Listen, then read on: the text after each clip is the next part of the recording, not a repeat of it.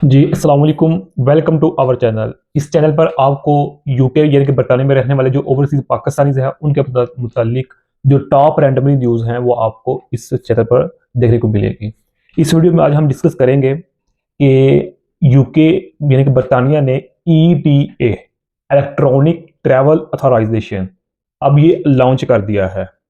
इसका मकसद और मतलब ये होगा कि अब वो लोग जिनको यूके में जाने के लिए वीज़ा की ज़रूरत होती थी, अब उनको ईटीए पोर्टल के थ्रू अपने आप को रजिस्टर करवाना पड़ेगा, इसकी फीस अदा करनी पड़ेगी। देन फिर वो यूके का ट्रैवल कर सकेंगे। वो ख्वाह किसी भी डिपार्टमेंट से हो, किसी भी फील्ड में हो, अमीर हो, गरीब हो, मेल हो, फीमेल हो, बच्चे हो, किसी को भी अगर किसी ने भी ट्रैवल करना है तो उसको पहले ईटीए पोर्टल पर अपने आप को रजिस्टर करना पड़ेगा, इसकी फीस अदा करना पड़ेगी। देन फिर वो अब यानी कि यूके का सफर कर सकेगा। अब इसको हम पॉइंट्स की शक्ल में देखेंगे, समझने की कोशिश करते हैं कि ये ईटीए असल में है क्या। अब ईटीए इलेक्ट्रॉनिक ट्रैवल ऑथराइजेशन यानी कि अब एक ये पोर्टल है यूके में ट्रैवल करने के लिए। तो इसका जो अजरा होगा, जो इसका आगाज होगा, वो होगा 25 फरवरी 2026 से। अभी फिलहाल ये नवंबर चल रहा है, दिसंबर जनवरी, इसमें इसका कोई लागू नहीं होगा। 25 फरवरी 2026 से इसका इतलाक होगा। वो तमाम लोग जिनको यूके में जाने के लिए वीजा की जरूरत होती थी, अब उनको इस पोर्टल के थ्रू रजिस्टर करवाना करना अपने आप को लाजमी होगा। और इसकी जो रसीद होगी डिजिटल यानी कि स्क्रीन या जो भी है, अगर फिजिकल हो सके तो वो जब भी यूके की बाउंड्री में एंटर होंगे वो दिखाना लाजमी होगी, अदरवाइज वो डिपोर्ट किए जा सकते हैं, रिजेक्ट किया उनका वीजा रिजेक्ट किया जा सकता है। अब ये जो ईटीए है ये किन ममालिक पर लागू होगा, ये सबसे यकीन हमारे ऐसा क्वेश्चन है जो अ, लोगों को हैरान कर देगा। और इससे आप ये अंदाजा लगा लें कि यूके की जो मौजूदा हुकूमत है, खासकर जो बाजिद शुबाना है, जो वजीर खजाना इस वक्त होम सेक्रेटरी हैं, वो किस तरह इमिग्रेशन को लेकर चल रही हैं, किस तरह उन्होंने अपना एक सख्त स्ट्रिक्ट मेयाद जो अपनाया हुआ है।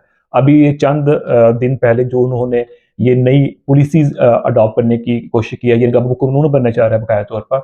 इससे यही हो रहा है कि अब किसी भी तरीके से, किसी ना किसी तरीके से, छोटा तरीका हो बड़ा तरीका हो, उन्होंने इलीगल इमिग्रेशन को रोकना है।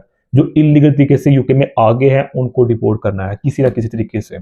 अब इसमें देखें, यूएसए अमेरिका, कनाडा यानी कि कनाडा और फ्रांस, इस इन जैसे ममालिक शामिल हैं। और इसमें जो टोटल ममालिक हैं वो है 85, 85 ममालिक हैं इसमें, इस लिस्ट में, जिनको यूके में एंटर होने के लिए ईटीए में अपने आप को रजिस्टर करवाना पड़ेगा। अब इसका मकसद क्या है? वही मकसद जो सिंपल अल्फाज में ये कहते हैं, किसी न किसी तरीके से इन्होंने जो यूके में आ चुके हैं उनको बाहर निकालना है, डिपोर्ट करना है, और नेक्स्ट आने वाले लोगों पर को सख्ती से मना करना है, यानी कि उन पर जो है ना पॉलिसीज लागू करनी है सख्त, ताकि अगर वो आए, उनके आने से यूके को और यूके के बाशिंदों को, जो वहाँ के मुकामी लोगों को फायदा हो। अब यूके का इलेक्शन होना है 2029 में, तो उसके लिए भी अगर असल देखा जाए ना, असल बात देखा जाए, ये जो पॉलिसीज अडॉप्ट ही की गई है पहले, ये चंद दिन पहले ये पॉलिसीज में चेंज किया है, इसके पीछे जो बहुत बड़ा फैक्टर है वो है वहाँ के मकामी लोग। वहाँ के मकामी लोग तंग आ गए हैं ओवरसीज, खासकर ओवरसीज पाकिस्तानी, इंडियन, नाइजीरियन से, बंगालियों से, कि इनकी बहुत अच्छी खासी तादाद होती है, उनके जो छोटे छोटे बच्चे होते हैं उनके रेप केसेस रेप कर रहे होते हैं। एक ये बात, और दूसरी बात ये है कि जो एक हुकूमत अपने अवाम को बेनिफिट देती है वो उन तक नहीं पहुंच रहे।